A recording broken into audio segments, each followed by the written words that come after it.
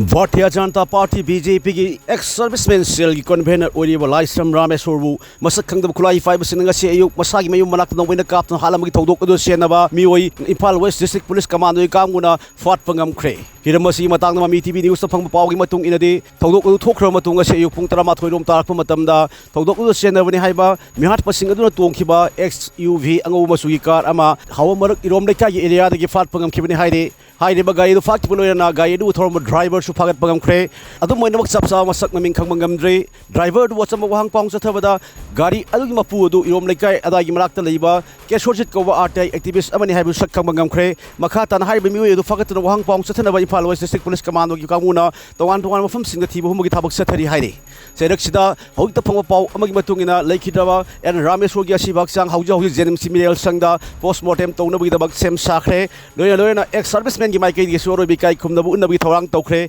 kasina BJP Manipur Pradesh की Mikey दिगे सुलाई खिरब N Rameshwar के सिबाक सांग BJP Manipur Pradesh की बाय लोशंग ओइदि बथमान संगने द प्रोक्टुना अरोइब मथौंग पांगथोक त्रिंगि ममांगदा इकाई खमनबु पगि थोरम पांगथोकनबसु थौरांग तौख्रे अमरोमदना BJP Manipur Pradesh की माइकी दिगे हारिब थौदोक अदु अकन ममोंग condemn तौख्रे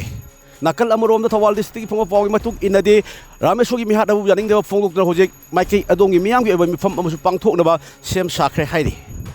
ngasi ayu pung 13 khara hilakpa adwaida thawal kheti lekai masamak ki mayumda BJP Manipur Pradesh ki ex serviceman cell gi convenor oiriba lasam Rameshwar bu masak khangdaba singna tamthiba mihata mahaki mayumaki thungal miyada Nongmeina Kaptuna Hatlamba simak BJP Manipur Pradesh ki maikai dagi yamna akan mawngda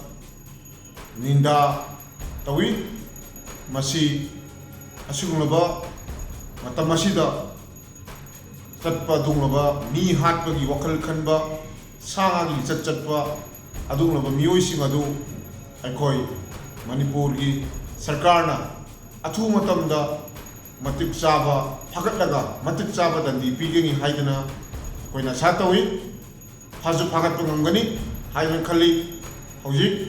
aikoida amanungai jadaba makak phawri badi laikidaba asam Rameshwar BJP gi damakta yama thwa yaujaba ek serviceman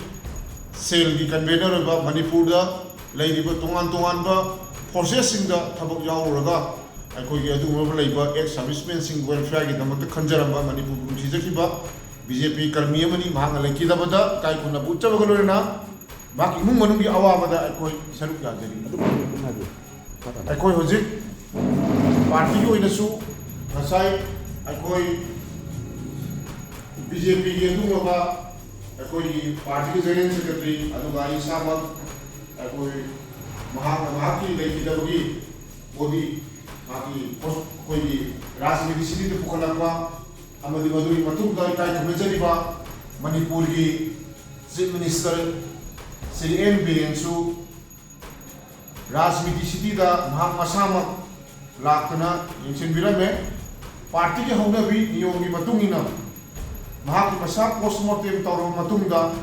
kai gumaga imung manungna laingaka yanaba magi makhapo na koi wari hojik lai public masida dekhai ta wafam lagadi party chanabi chanakangor magi niyogi matungina party ke sumu thamal changna sida mahak ki lekidabagi hasang supurokna koi kai kuna unaba orang punamak